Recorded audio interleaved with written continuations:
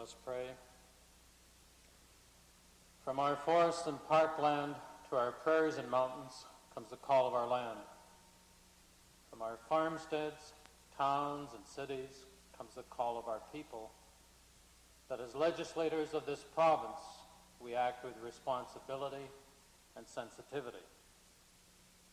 Lord, grant us the wisdom to meet such challenges. Amen.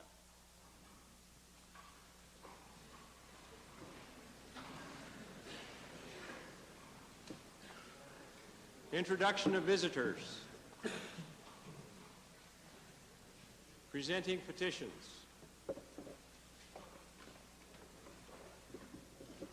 Member for Westlock Sturgeon. Mr. Speaker, that the petition I presented yesterday be read. Yes. Reading and receiving petitions.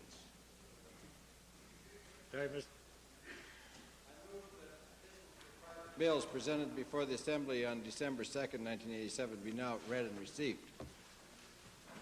Having heard the motion by the chairman of the committee, the member for Drumheller, those in favor, please say aye. Opposed, please say no.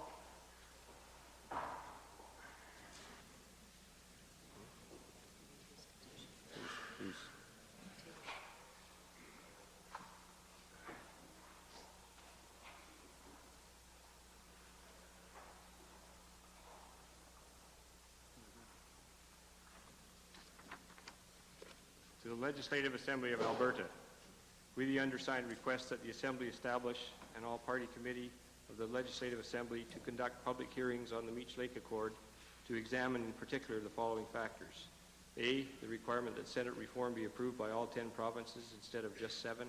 B, whether there should be any appointments to the Senate prior to reform. C, whether Aboriginal rights and interprovincial barriers to trade should be included in future constitutional discussions. D, the proposed requirements for the establishment of new provinces, and E, whether the opting out clause will affect national programs. That was Westlock Sturgeon. Presenting reports by standing and special committees. Notices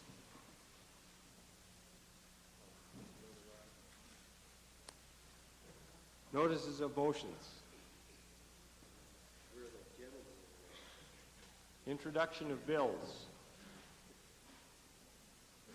Tabling returns and reports. Introduction of special guests. Vermilion Viking. Mr. Speaker, it's my pleasure to introduce to you and to the members of the Legislative Assembly a group that represents the greatest resource in the province of Alberta, our youth. There are 24 grade 12 students from Central High in Sedgwick. It's unique that they represent students coming in from the constituencies of Stettler, Camrose, and Wainwright, and Vermilion Viking. They are accompanied by their teacher, Mr. Greg Martin, and they're seated in the members' gallery, and I would ask that they stand and receive the warm welcome of this House.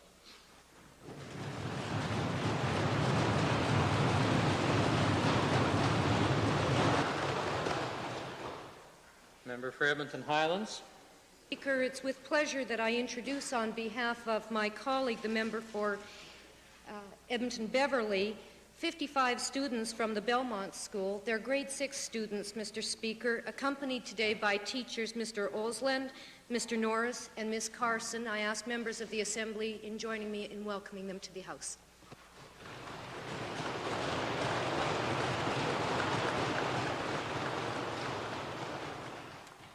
Government House Leader. It is my pleasure today to introduce to you and to all members of the Assembly some 27 students from the West Lawn School who are in the members' gallery with their assistant principal, Fred Alexandrov. I would ask that they rise and receive the warm welcome of the Assembly.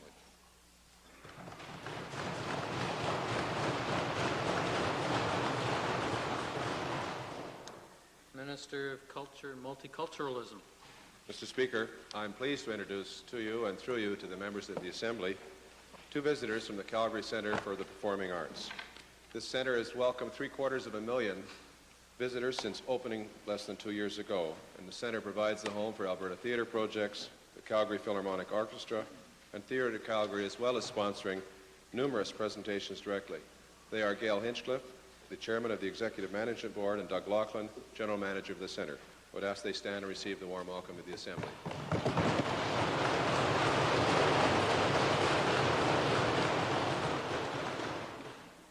The Chair asks the House forgiveness. I'd like to make one short personal note that Mr. Laughlin and myself were together in the first university team chaplaincy in all of Canada many years ago. Please stand in the House.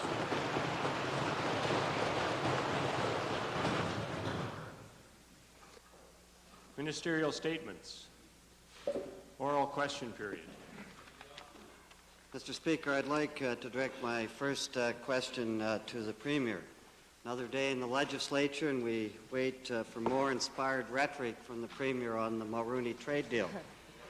Mr. Speaker, a new study by the Canadian Independent Computer Services Association says that 150,000 jobs will be lost in Canada and the U.S. In the computer industry because they will be moving to the U.S. Their subsidiaries and even Canadian firms will be moving. He estimates 150,000 jobs. Mr. Speaker, my question to the Premier, could the Premier give us, other than naive faith and low-grade rhetoric, could the Premier indicate his assessment of the study and specifically how many of these jobs will be lost in the province of Alberta?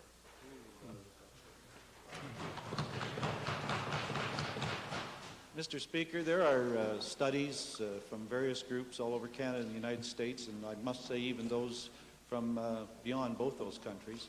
And I'm unable to give the Honourable Leader of the Opposition assessments of all those studies. Well, Mr.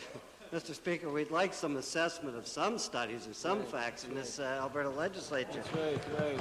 But, Mr. Speaker, in view of the fact that this is obviously a very important industry in the province of Alberta, has the Premier made representation to the Prime Minister and asked why the service sector was included in this Mulroney trade deal? Mr. Speaker, the matters that are included in the trade agreement with the United States are matters which will assist the province of Alberta and the people of Alberta to a great deal. There may be some possible areas where there will be problems, but we think that working together with Albertans, we can handle them. Well, Mr. Speaker, I appreciate the enthusiasm and the spirit of the opposite team over there. But what we want to know is some facts, Mr. Speaker. Some facts. The truth. Mr. Speaker, the heaviest burden of job losses in the service sector, in the computer industry, would be jobs like computer and data processing, Mr. Speaker. And the Premier surely should be aware that 80% of those jobs are women's jobs, Mr. Speaker. My question to the Premier, has he assessed what will happen to these particular jobs for women in this province? And if so, what is that assessment? Mr. Speaker, our assessment is that the trade agreement will increase the number of jobs available to all Albertans, including women, in a great number. Mr. Mr. Speaker, Mr. Speaker, it's very interesting that we're not getting any evidence of this Mulroney trade deal in this legislature of it being beneficial. And I say again to the Premier, would he indicate to this Assembly, do they have studies prevailing to the service sector or not?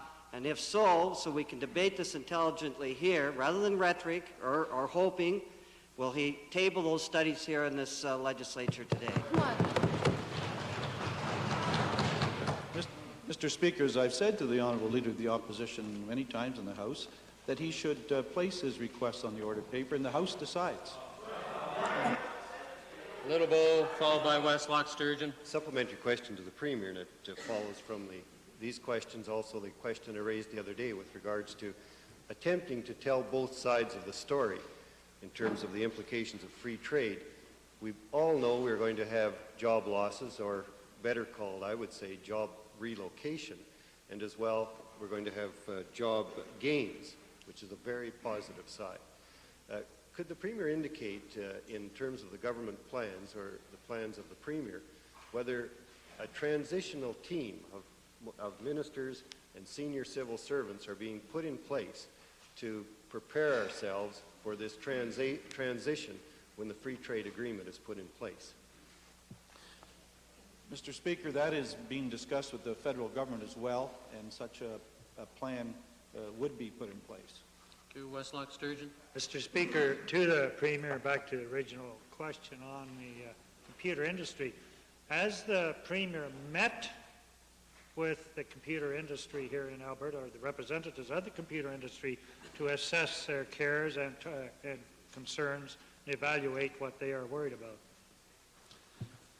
As a matter of fact, Mr. Speaker, the members of the technology, computer industry that I've talked to feel that the trade arrangement is good for their industry. Second main question, Leader of the Opposition. You know who that group was, Mr. Yeah. Speaker. Mr. Speaker, I'd like to designate my second question, the member from Edmonton Highlands.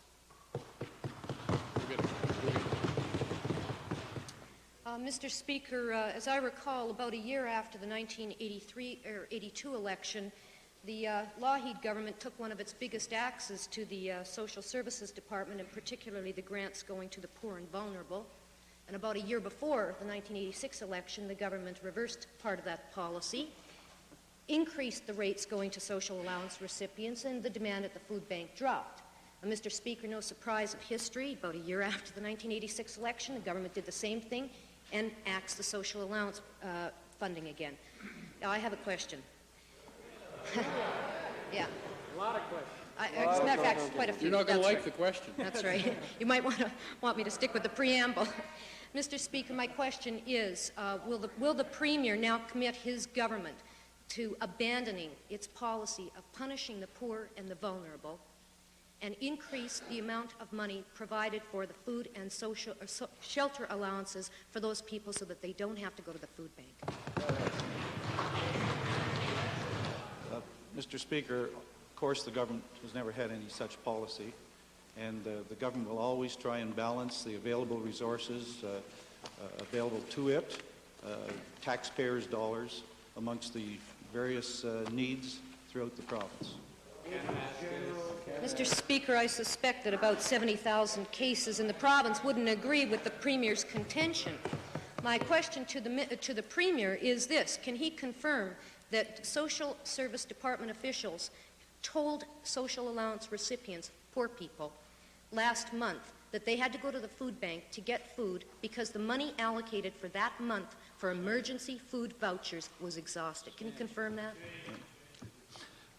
Mr. Speaker, the honourable member raises a question that involves the Department of Social Services.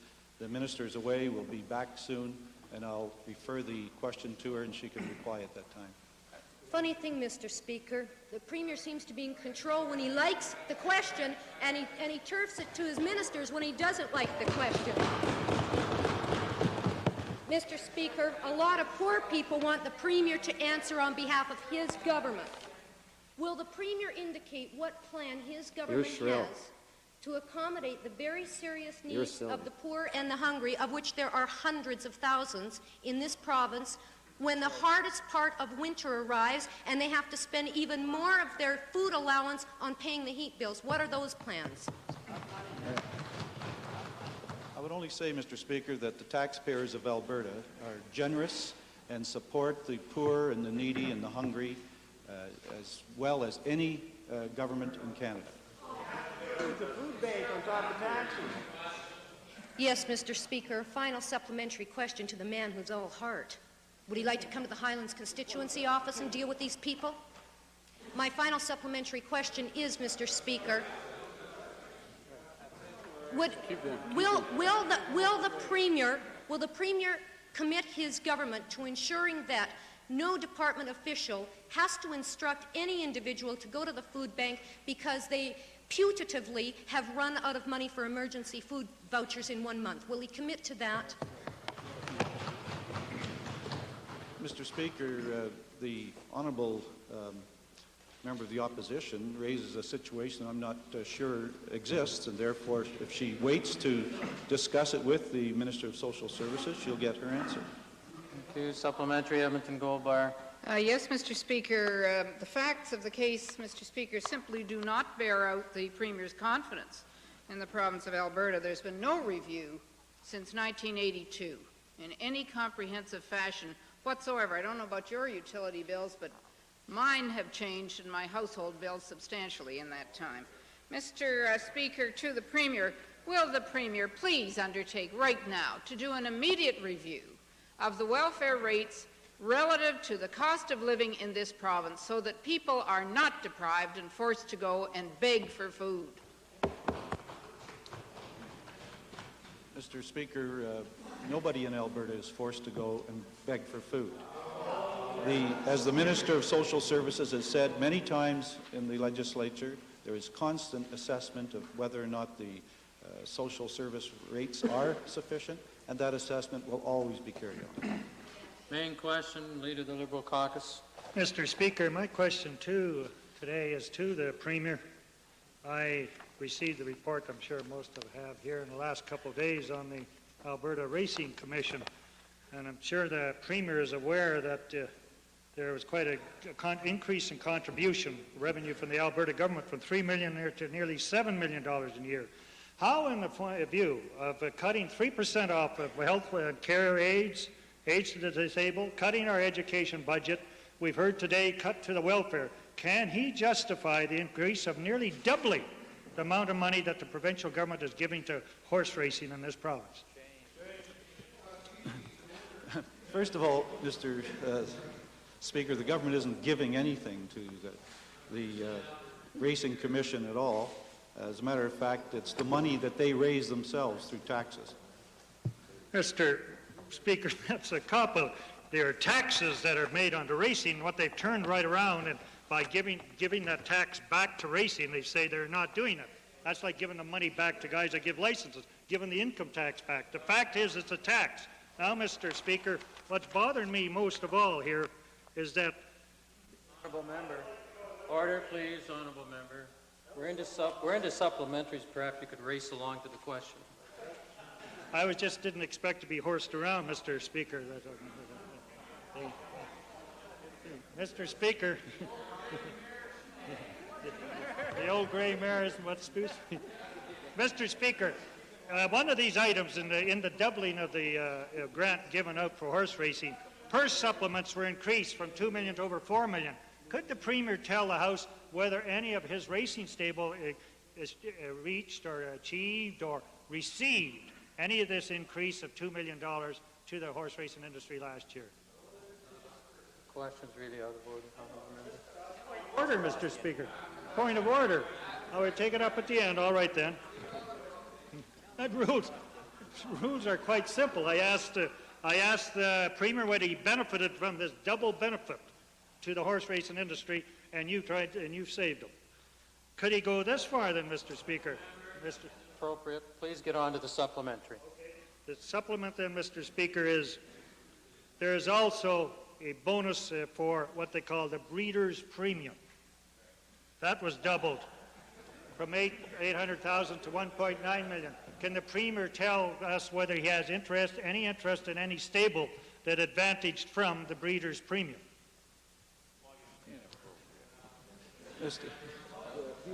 Mr. Speaker, I must say that from this side looking at the honourable member, it looks like the horse is turned around.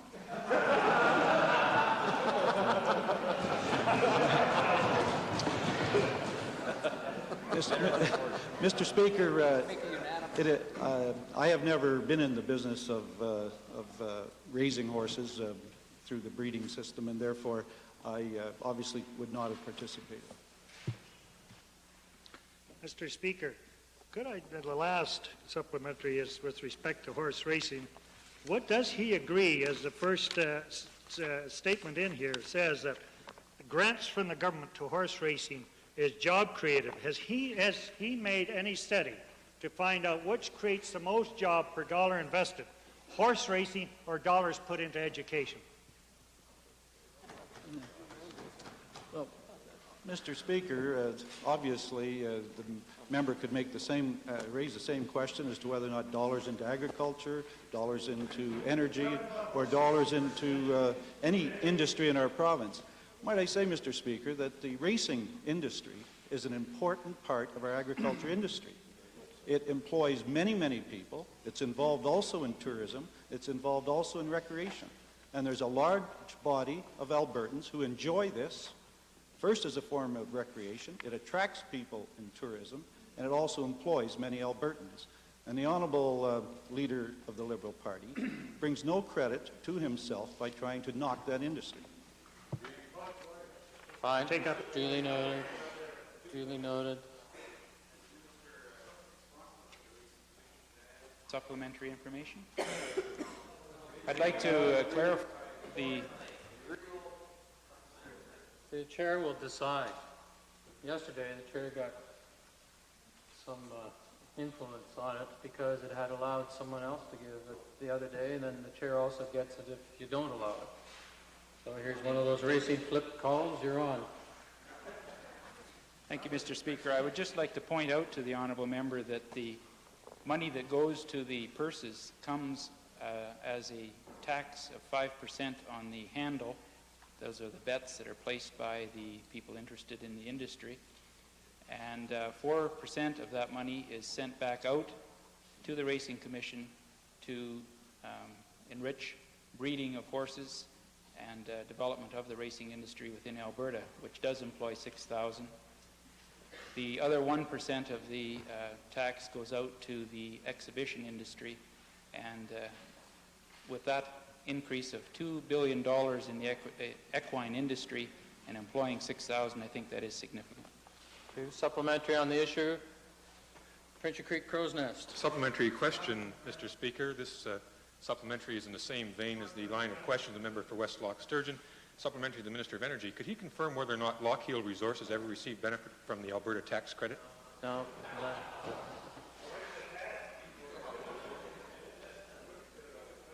That's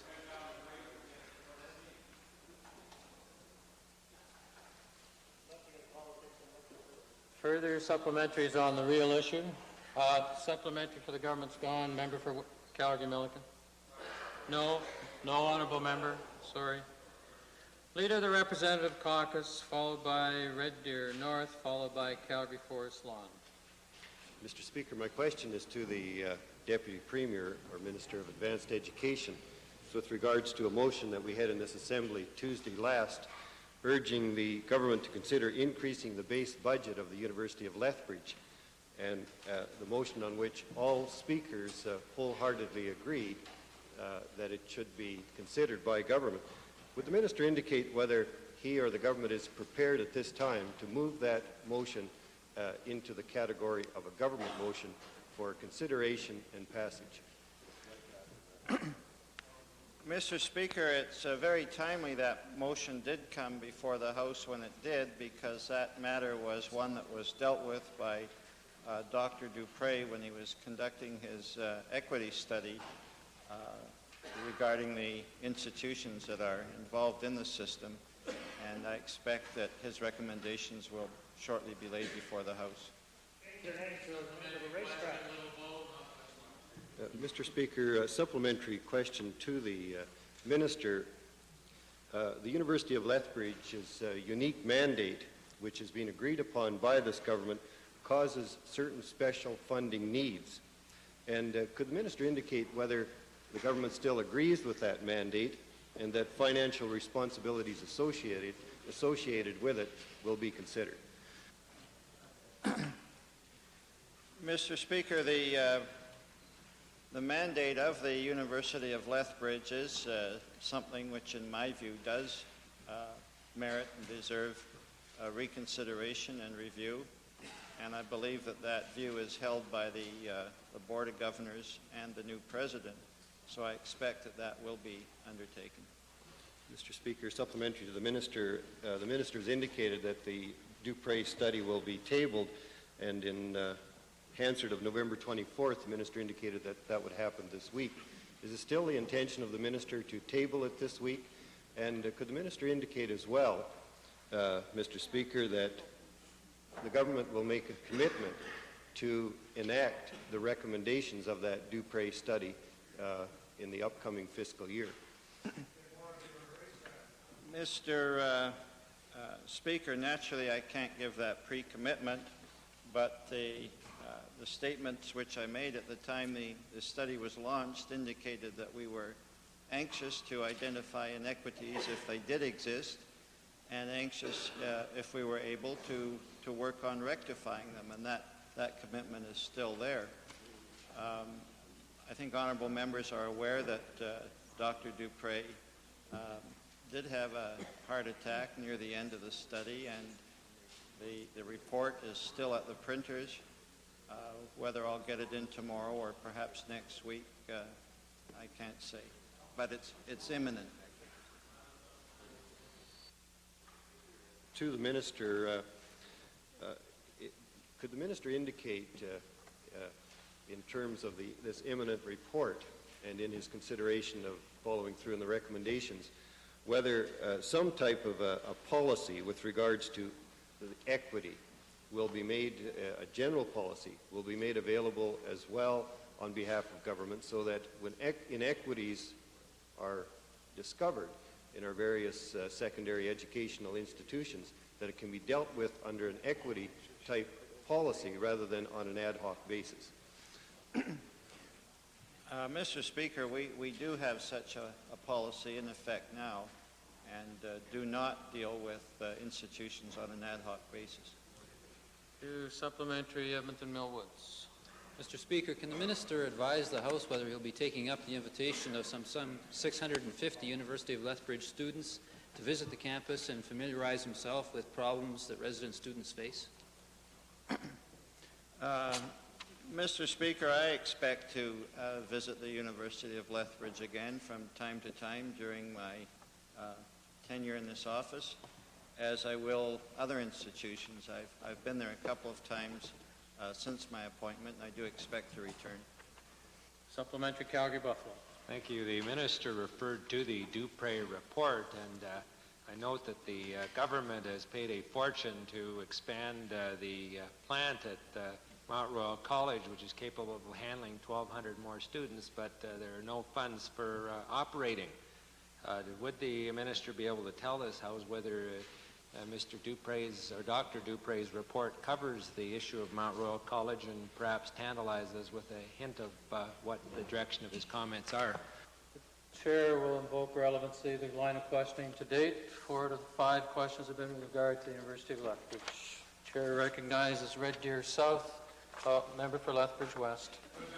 A supplementary, Mr. Speaker, to the same Minister in view of the question asked by the member for Little Bow regarding the equity study by Dr. Dupre of Toronto. For clarification, Honourable Minister, is it planned that you as Minister will meet with the presidents of the institutions and perhaps the chairman as quickly as possible following the release of that report? Yes, that would be the plan, Mr. Speaker. I think it's fair to make the report available as early as possible to the people that were responsible for making submissions on behalf of their institutions. Thank you. Member for Red Deer South, followed by Calgary Forest Lawn. Thank you, Mr. Speaker. My question is for the Minister of Community and Occupational Health, and it concerns the Hib vaccine, which is now being administered to Alberta children. Would the Minister please advise this Assembly which children are eligible to receive the Hib vaccine, which prevents a number of dangerous illnesses, including the sometimes fatal meningitis?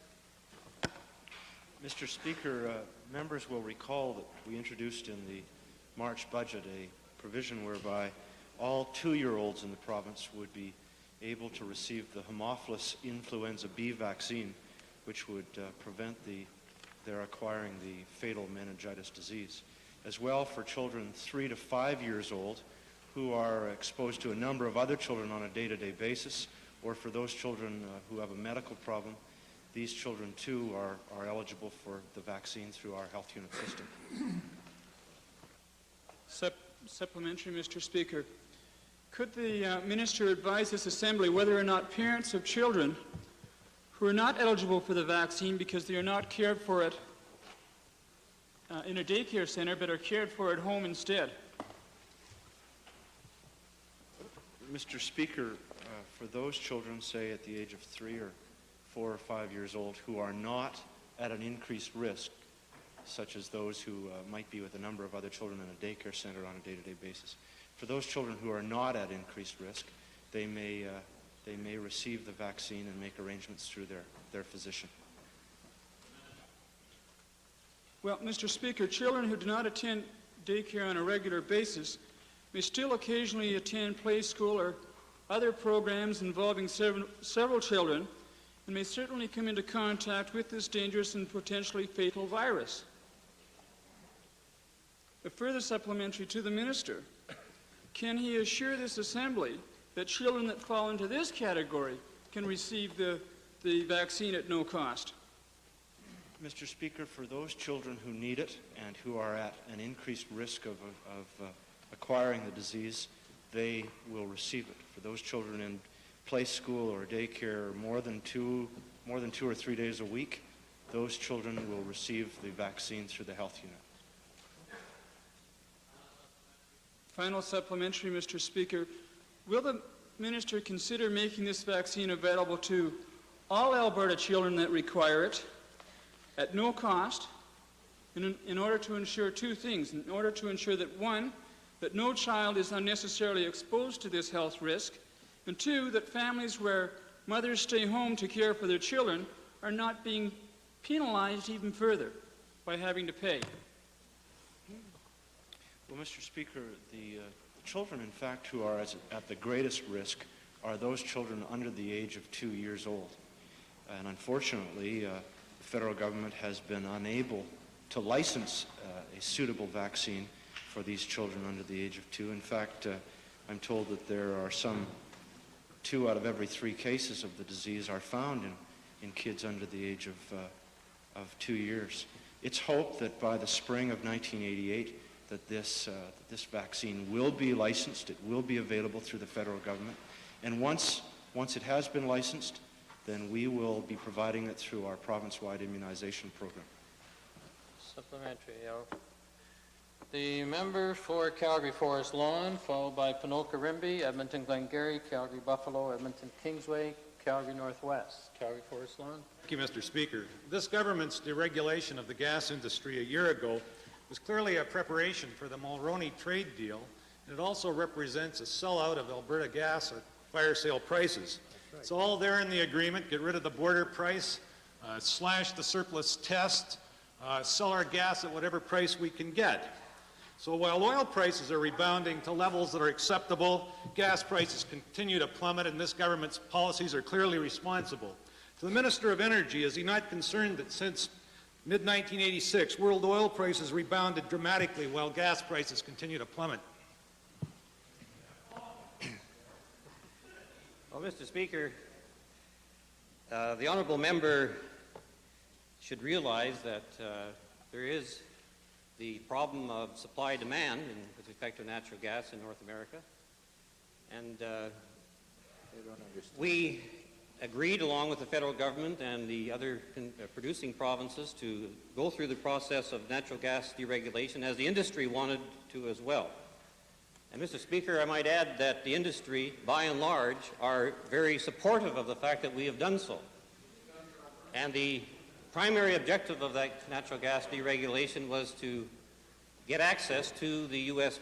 Gas markets. Now, Mr. Speaker, access to the U.S. markets have not come about as expected, primarily because of the problem of supply-demand.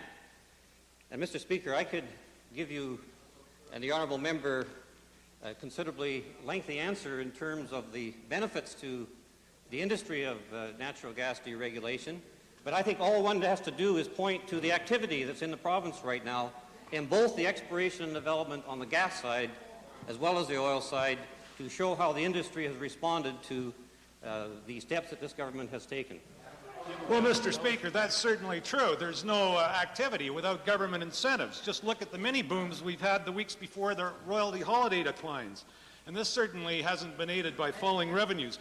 All right, to the Minister of Energy, will he confirm that by granting royalty holidays, that it has cut the effective royalty rate by 10.8% in the last year? Well, Mr. Speaker, we could go through the reasons why the industry has responded to the activity. The important thing that activity is occurring, and there are primarily three reasons. One being the stabilization of prices on the world scene in as far as oil is concerned, and secondly, the fiscal regime that is in place, and thirdly, the finding costs that are in existence today. With respect to the incentives that this government has provided, the royalty holidays were 5-year royalty holidays and 3-year royalty holidays for oil, not for gas, as the honourable member seems to assume. So we don't have the same programs in place for natural gas as we do for oil. However, Mr. Speaker, the industry has responded. They are carrying out activity in the gas area, and we're happy because of that. Mr. Speaker, another supplementary to the Minister. Will the Minister confirm that plummeting gas prices have reduced effective royalty rates and have caused a 50% decrease in royalties coming into the provincial treasury? Well, Mr. Speaker, certainly the decline in gas prices in North America, it's not an Alberta phenomenon, it's a North American phenomenon, and is, as the honourable member should know, related to the supply-demand situation and the fact that we do have a surplus situation in place today. Mr. Speaker, land sales is an area where the government has received a considerable increase in revenue this year, and that is a reflection of the positive attitude the industry has towards exploration and development. So when considering the decline in revenues from the natural gas side of things, natural gas side, there's been an increase on the oil side and also an increase overall on the land sales, significant increases. Final supplementary, Mr. Speaker. This Premier lets gas flow across the border at uneconomic prices and cuts our effective royalty rates, all for a vague promise of guaranteed access to U.S. markets. Well, Albertans want to know what this access is worth, especially when our revenues have fallen by 50% as sales of U.S. gas into the U.S. market have increased by 18%. To the Premier, can the Premier explain why the policy he's followed to comply with the Mulroney trade agreement have created an 18% increase in gas exports to the U.S. while we've had a 50% decrease in gas revenues? Is this the shape of the future to come for the people of Alberta? Well, Mr. Speaker, Mr. Speaker, the preamble that the honourable member has been making to each of those questions are loaded with inaccuracies and misinformation.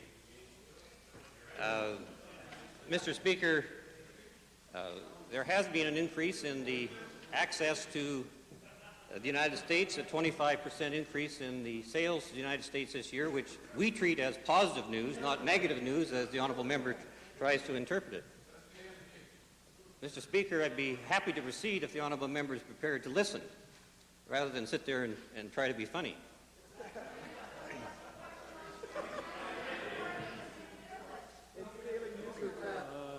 It's rather unusual to have two members standing in the House at the same time. Perhaps the chair could recognize the Minister of Energy to continue. Mr. Speaker, through the gas removal permit process, we have made sure that the owners of the resource, the people of Alberta, get their fair share for the natural gas that we sell. As a matter of fact, Mr. Speaker, today, if the honourable member hasn't already seen the press release, he probably will, we have taken steps to make sure that the Crown gets its fair share for return on natural gas, and at the same time allowing the producer, who in the past has been complaining that he hasn't been able to sell his gas because we've been making the decisions on the gas removal permit side of things, we will be assured that we will get our fair share for natural gas, and at the same time allow the producer to enter into agreements with the consumer to make agreements according to the objectives of natural gas deregulation. Supplementary, Calgary Buffalo. Thank you, Mr. Speaker. The Minister's Department has recently moved to tighten up rules for collecting royalties and for eliminating leaks which arose from such stratagems as shifting production between wells and out-of-province sales. And I was wondering whether the Minister could tell us how much this government has lost while it slept and did nothing during the past 2 years. Well, Mr. Speaker, when we had an Alberta border price in place, it was relatively easy to determine the royalties that were due to the government. When we went through the process of deregulation with the thousands of individual sales that are taking place, the process of determining royalties become much more complex. We've been working with the industry for a number of months now to try to review the whole natural gas royalty system. We have made the decision, as I indicated earlier, to take some initial steps which will improve the ability of the government to get its fair share for natural gas, and at the same time, some of the minimization techniques that some of the companies have been involved in trying to reduce their royalties to the province, that ability in the future would not be able to come about. Member for Penoka-Rimbey, followed by Edmonton-Glengarry, followed by Calgary-Buffalo. Mr. Speaker, I wish to direct a question to the Minister of Education. Mr. Speaker, it has been the expectation of Alberta publishers that when a textbook or other educational material is authorized by Alberta Education, an order of sufficient size to supply the students needing that book will be placed through the Learning Resources branch.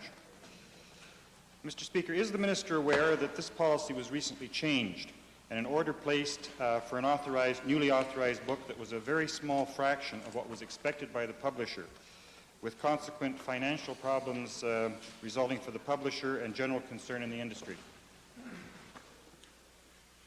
Mr. Speaker, I am aware that there was concern on the part of some Alberta educational publishers of the volume ordered by the Learning Resources Distributing Centre, but not that the policy was changed.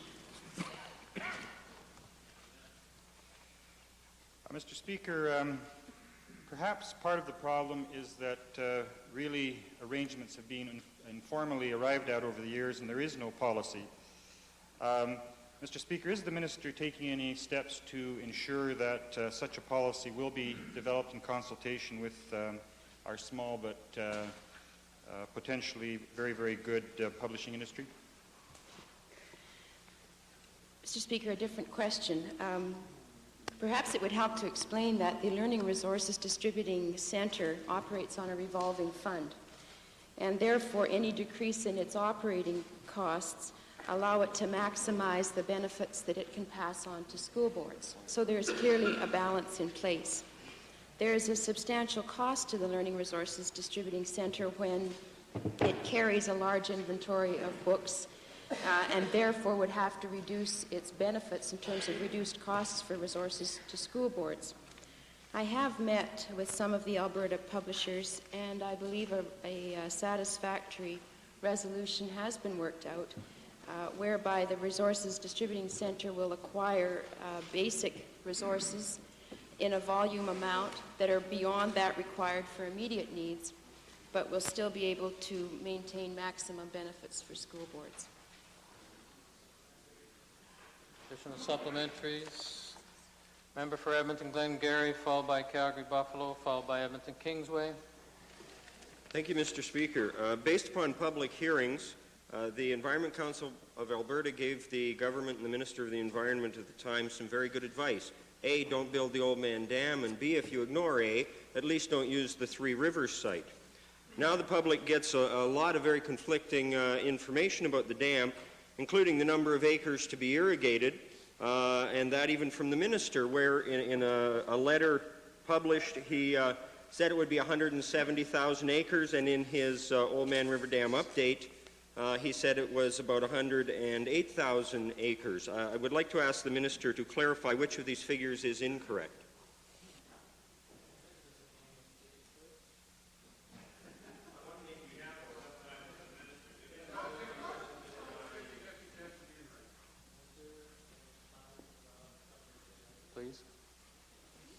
Thank you very much, Mr. Speaker. I'm not aware what the member is talking about. I've had ample opportunity in this House previous occasions to describe the physical parameters of the Oldman River Dam. I've circulated to all members of the Legislative Assembly documentation with respect to that, and the figure of 170,000 is the correct one. I guess that means that this document bearing his signature, which said that 108,000 acres were appropriate, must be incorrect. And I appreciate that clarification. Can the minister explain why he is going ahead with this dam while also proceeding with canal expansions and off-stream storage projects which will make the Oldman Dam unnecessary for irrigation purposes? Mr. Speaker, the Oldman River Dam is one of the most important water management projects that this government has undertaken. What the Oldman River Dam will do is ensure that there will be a storage facility for water that will provide water to some 55 communities in southern Alberta, including the city of Lethbridge. It will provide for water for recreation, which will provide for enhancement of wildlife in the southern part of the province of Alberta. It will provide water for industrial growth and expansion in the southern part of the province of Alberta. It will provide water for people to be able to live in southern Alberta. It will provide water for a small number of acres that will have to be provided in terms of an agricultural perspective. Mr. Speaker, the Oldman River Dam entails water management. All members of this Assembly now surely know, and I'm sure that most people of Alberta recognize as well, that by interprovincial agreement, the province of Alberta must provide to the province of Saskatchewan 50% of the water that flows from our Rocky Mountains in our province. And by interprovincial agreement as well, the province of Saskatchewan will provide to the province of Manitoba 50% of that water as well. We must manage our water. We must conserve this very precious resource for life in the southern part of our province, and that's exactly what the intent of the Oldman River Dam is. Mr. Speaker, many Albertans believe it will also provide water for the United States, and that's their greatest fear. Now, in view of the fact that Simon Reisman has advocated linking water diversion with the Brian Mulroney trade deal, and that the Minister of the Environment is going ahead with projects that will serve the irrigation purposes of the Oldman Dam, will the Premier of the province guarantee that this dam will never be used for a scheme to divert water to the United States? Mr. Speaker, I've never heard such unadulterated nonsense in my life. Thank you. The people would have preferred a guarantee or assurance. For the Minister of Culture, in that case, Culture and Multiculturalism, in view of the archaeological and historical sites identified in the area of the Oldman Dam, has the Minister contemplated designating the area a historical resource under Section 15 or 16 of the Historical Resources Act? Mr. Speaker, this dam, which is so essential for so many people in southern Alberta, will offer this province an opportunity in the historic, archaeological, and prehistoric investigations to do a most unique investigation. Over the next 2 working seasons, the most extensive mitigation plan will be undertaken by this department. Contrary to the member's question and the import in it, there are less than 170 sites that have been identified in this massive investigation that's been undertaken that will be below water. All of those sites will be examined, photographed, and the information assembled, and in some cases, working with the local advisory committee, buildings will be relocated. Here's supplementary member for Little Bowl. Mr. Speaker, supplementary question to the Minister of Public Works. To the Minister, could the Minister indicate whether the land necessary for completion of this dam site and the area for the water storage has been acquired from the private owners in the area, and has a fair land acquisition policy being established and implemented? At this point in time, Mr. Speaker, a bit in excess of 87% of the land base required has been acquired. We're currently negotiating with the last 13 or 14 landowners. I believe there's been a fair set of policies for acquiring the land, because up to this point in time I have received no complaints, direct complaints from a landowner, and I've even visited the site. Just supplement that that answer which has to deal with acreage. Honourable member for Lethbridge West. Thank you, Mr. Speaker. Supplementary to the Minister of the Environment, insofar as the government listens to elected governments in this province, has the Minister of the Environment received from any elected government in southern Alberta, be it the city, town, village, or hamlet, or municipal district, a request not to proceed with the construction of the Old Man Dam? I must honestly say, Mr. Speaker, that I most certainly have not received such a request. I might point out that in terms of all the requests and acreage we've been dealing with, the member from Glengarry talked about 108,000 acres, and I said the correct answer is 170,000 acres, and that is correct. The 108,000 acres that the member talked about dealt only with the acreage within the municipal district of Pincher Creek. 170,000 deals with all the acreages, including those outside of the municipal district of Pincher Creek. Let's not have any misleading information here further. Done. Chair will recognize Calgary Buffalo on this matter. Time for question period has expired. Might we have unanimous consent to complete this series of questions? Opposed? Calgary Buffalo. Thank you, Mr. Speaker. Courtesy is appreciated. This is the Minister of Environment's day. I have a question for him as well. Our Department of... Sorry. This was with respect to a supplementary on that issue. Oh, I'm sorry. No, I'm sorry. It was with respect as a supplementary on that particular issue. The chair had not recognized it.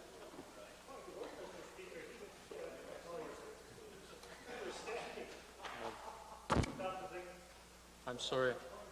Speaker, the gentleman from Buffalo was standing when you made the call, so it would seem to me that he proceed with what was going on at that time. But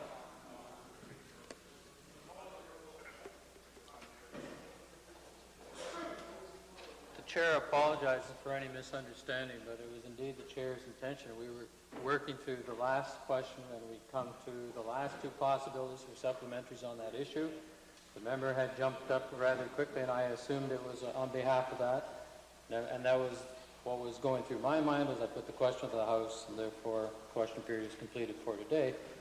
Except the chair now recognizes the member for West Loch Sturgeon, because I understand there are at least 2 points of order.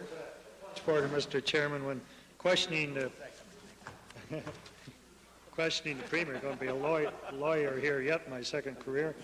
Questioning the Premier, you ruled a question I asked Premier as to whether or not he had received any funds from the Racing Commission's policy of rewarding breeders and purse supplements. You put that out of order, and I've read 357 all the way through to NN, about 15 possibilities, and I can't see, Mr. Speaker, what reasoning you're giving for ruling me out of order. Chair recognizes Government House Leader on the point of order. Mr. Speaker, on the very same set of questions, I would put the point that those questions were very clearly out of order. To begin with, Mr. Speaker, if one examines the rule under 357 DD, double D, deal with matters not officially connected with government or parliament or which are of a private nature. And I'm referring, of course, to Beauchesne. Now, those questions were very clearly of a private nature. Just the same as that very same question, just the same, Mr. Speaker, as the question would be if it concerned Mr. B. Smith or Mr. C. Smith, or for that matter, a Mr. N. Taylor. That would be a private nature. Mr. Speaker, I would also draw attention to our own House rules in section 34, where it refers that, to questions seeking information from ministers of the Crown relating to public affairs. That's what may be asked. This question was not at all relating to public affairs, Mr. Speaker. This question was very much, a series of questions very much directed to the private affairs of a member. And further, Mr. Speaker, I could cite citations in Beauchesne which clearly indicate that there would be some doubt about whether, unless they relate to the ministry, the direct responsibility and ministry of a minister in responding to questions, whether they should be responded to in any event or asked of that minister, quite apart from the question of them being out of order. Also, Mr. Speaker, our rules and citations are replete with references to imputations upon character, and I would submit, Mr. Speaker, that the direction of the racy questions we were hearing were very much inclined in that direction. No, honourable member. We speak once. Order. Honourable member. We speak once the points of order. Yes, that's what I'd like to do. No, you already have, honourable member. I asked what the point of order was. Now you tell me I've spoken. I'm not.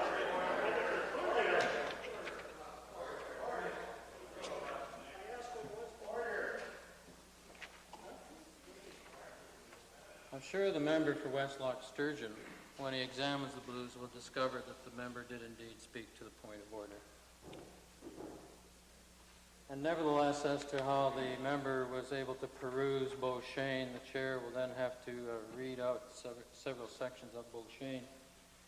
And if one would care to follow, first with regard to 357, section 1 and subsection Q reads, let's see now. A question, oral or written, must not, and then we come on to Q, and I quote, contain or imply charges of a personal character, and the questions as raised came perilously close to violating that. Again, with subsection X, deal with an action of a minister for which he is not responsible to Parliament, or with matters not within his official knowledge, has to be underlined there. Perhaps we could also go on to 359. Two subsections there apply, numbers 6 and 7. 6 again refers to what we have just referred to. A question must be within the administrative competence of the government. The minister to whom the question is directed is responsible to the House for his present ministry and not for any decisions taken with previous portfolios. So that part of that relates to the fact that the Premier is indeed not responsible for the Racing Commission. Also, with respect to number 7, subsection 7 rather, of 359, a question must adhere to the proprieties of the House in terms of inferences, imputing motives, or casting aspersions upon persons within the House or out of it. And the matter clearly was out of order, honourable member. Now, if there is a legitimate second point of order, the member is now speaking to the second point of order only. Hope with more success than the first one. All I did was ask, and then I never had a chance to present the issue. Okay, I'm speaking to the second one. It's with respect. This time I'll take a different tact. I won't be stupid enough to ask the question next time. This time I'm going to tell you what I think, Mr. Speaker. This is to do with section 358, and it has to do with 358, using Schedule 358. Now, the Premier, Mr. Speaker, is time and again, and the Minister of the Environment tried it here, sat here, act like a pussycat for the first 3 questions in a series, and then after the last supplemental is asked, we get a deluge of a debate that quite often has nothing to do with the question. And he did the same thing to do. We got a deluge of what he could have answered earlier to my earlier questions, are the advantages of the Horse Racing Commission and why they should be funded rather than schools or, okay, he asked, what I'm saying at, Mr., he did not, what I'm getting at here is if you read 358, it says it's not raise a policy too large to be dealt. Excuse me, honourable member. No, excuse me just a moment. Perhaps all parts of the House should just quieten down for a little while so that we could hear the rest of the argument being made. Please, Westlock Sturgeon.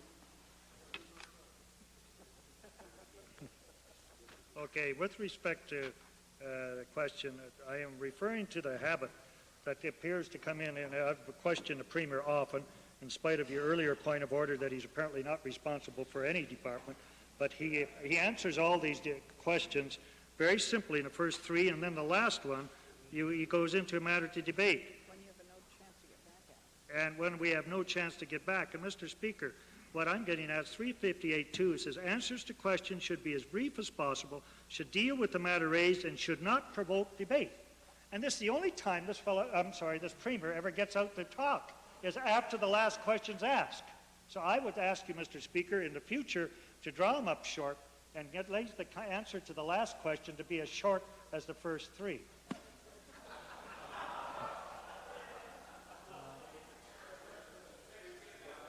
Government House Leader. Mr. Speaker, on the point of order, I submit that the honourable member may have a complaint, but that he doesn't have a point of order. Further, Mr. Speaker, I would draw to the attention of the House Section 357 of Beauchesne and the very first paragraph. In putting a question, a member must confine himself to the narrowest limits, and making a question, observations which might lead to debate cannot be regarded as coming within the proper limits of a question. Mr. Speaker, with respect, I would submit that the honourable member for Westlock Sturgeon has failed that test if it were applied rigorously on every occasion today. And the honourable member may have a complaint that any loser in a debate, I suppose, may want to air. But that's the only problem that the honourable member has. Chair recognizes Clover Barr. Speaker, I'd just like to make one comment, Mr. Speaker, on the fact that when a question is being asked, it is genuinely to receive information. And Mr. Speaker, it has been the practice in this House in the many years that I've been here that a minister should be afforded the opportunity to provide supplemental information. If we are here to genuinely ask a question to receive information, then I think it's incumbent upon the minister, who may have some additional information, regardless if it's not directly asked to him, to provide that information.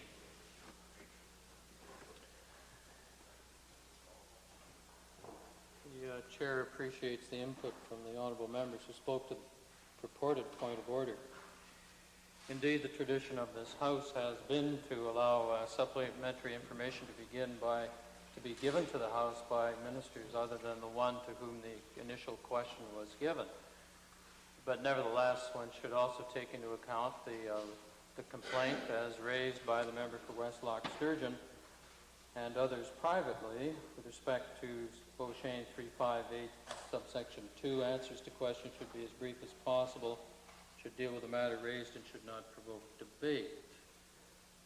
And indeed, if question period has evolved to be trying to find information, not necessarily just a shouting match or being concerned about how much time is being used. Although there's a legitimate concern about that as to how much time is indeed being used up in question period by unnecessary applause, perhaps, or the heckling, which is indeed slowing down the process. Nevertheless, having said this, the Chair would also like to share a little Beauchesne with the honourable member for Westlock Sturgeon, that while the member indeed raises a complaint about the length of an answer, nevertheless, we're back in an answer. That nevertheless we're caught in a tit-for-tat situation, if you will, because if you look at Beauchesne 359, subsection 2, the question must be brief. A preamble need not exceed one carefully drawn sentence. When was the last time there was one carefully drawn sentence in any question in this House? A long preamble on a long question takes an unfair share of time and provokes the same sort of reply. A supplementary question should need no preamble. So the Chair doesn't see it as a point of order, but indeed sees it as an expression of complaint and frustration, which I'm sure all parts of the House share with respect to both the questions and the answers. Orders of the day. Might we revert briefly to the